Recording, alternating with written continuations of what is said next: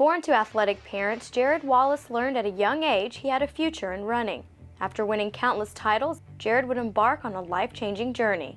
Was it later on in his junior year that he started experiencing a little bit of pain in his lower right leg? Yeah, he started having pain in his leg, and you know, at first maybe we just, you know, is it stress fractures, is it shin splints, you know, compartment syndrome, what is it? You know, I didn't really know.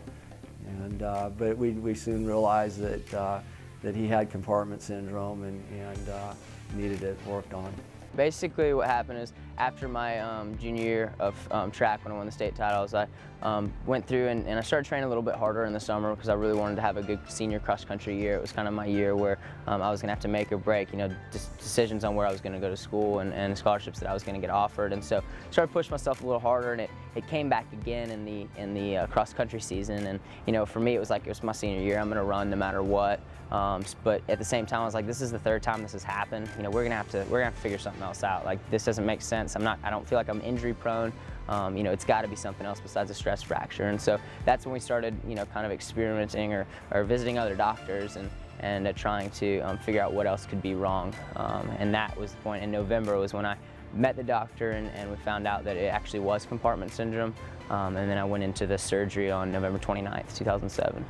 I mean, how were you handling it, and how were you trying to help him stay, you know, positive? Well, I mean, his attitude was phenomenal, and quite honestly, he probably helped us stay positive. You know, you've got to have, I mean, in that situation, your strong faith is going to come into play, and all the friends that you have are there and helping you and supporting you, and it's just a surreal atmosphere that you're in an environment that you're just like lost. What is going on here? And you're just praying that, you know, he's going to be okay, and that, you know, he'll be able to, you know, move forward and get through all this. And it happens so fast, and you really just don't know, you know, where you're going and where is this going to take you. After nearly 7 surgeries, doctors told Jarryd amputation was becoming his last and final option. Over that 2-year period where I had a lot of reconstructive surgery, I had three surgeries trying to reconstruct my leg. Pretty much every doctor said that, and when they said that, it was just disregard, complete disregard, because I was like, well, there's other options. You know, that was the third option, that was the second option, that was the, you know, first option now. So it kind of just went through that stage. You know, when you know, I had 2 other options before the amputation, I was like, all right, let's do that first one. You know, when I had 1 more before the amputation, I was like, all right, let's do this one. But as soon as I met the doctor, he's like, listen, Jarryd, he said, you've done everything you can to your leg. He said, it's not a matter of if you lose your leg, but when you lose your leg. That was, you know, honestly, it really wasn't that hard to hear. For me, it was like, wow, I could potentially have my life back in 12 months from now. And so for me, it was wow, this is cool.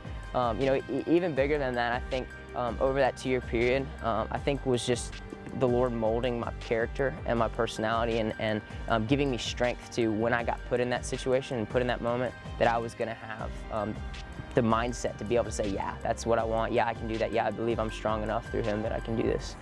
You know, having that team that I've got, you know, and also having my parents here supporting me is just something I wouldn't trade for the world.